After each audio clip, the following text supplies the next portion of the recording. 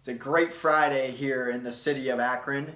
We are going to pick up with Chapter 7 as a part of Part 3. Chapter 7 is titled Something Bigger Than Yourself. So this is a quick one, so we'll be relatively short with it.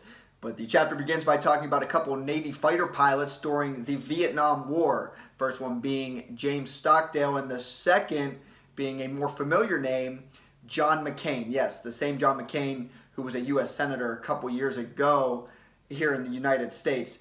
And probably didn't know this, but he was a Navy fighter pilot during the Vietnam War. And his plane was actually shot down, but he was able to eject himself prior, and he landed directly over one of the Viet Cong bases during the war. So he knew that at that point, he was in their territory, that he was becoming a prisoner of war, a POW.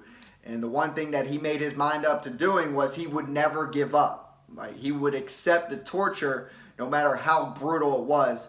And it really just wasn't because of himself, because he wanted to survive, but he knew that everybody else who was in that same situation, because he wasn't alone in this. There were other guys captured with him, but he knew if he could show that strength, that he'd be able to help develop that unique oneness in that group.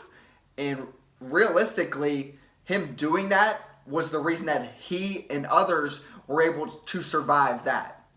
So I think that's just a really good example. Now, none of us will probably be in that situation where we become prisoners of war, but you just think about it in terms of our own team, where you can be strong for the guys next to you. Like, that can be very powerful, and that can help bring everybody up along with you. And so then the chapter gets into a little bit of how sometimes we think of our own selves, a lot of individualized thinking, right? We think like, I'm going to get mine. I got to get mine before it's too late. Screw everybody else.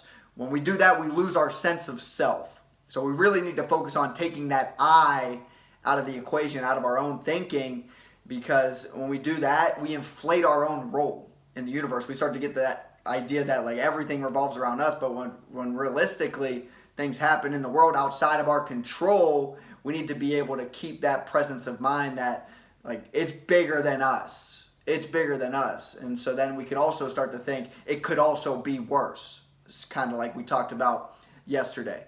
And then that really leads into the focusing on others. Really being able to focus on them.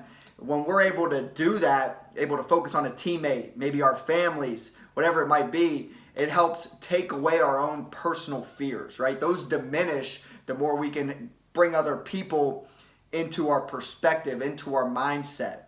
And it's really hard to let other people down who are counting on you when you have the idea of helping them first.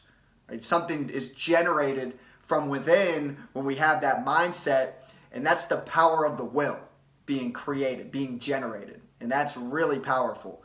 And so you always hear unity over self. Like unity over self. You got to think of the whole more than the individual.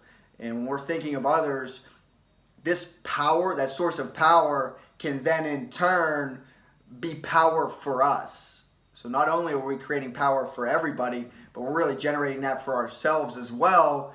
And that power, that's internal. That's part of our inner citadel, which we talked about a few chapters ago. And that can't be disrupted or diminished or taken away from any external factors or outside forces.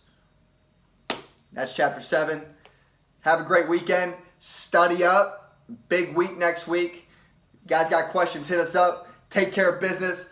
We'll talk then. Have a great weekend.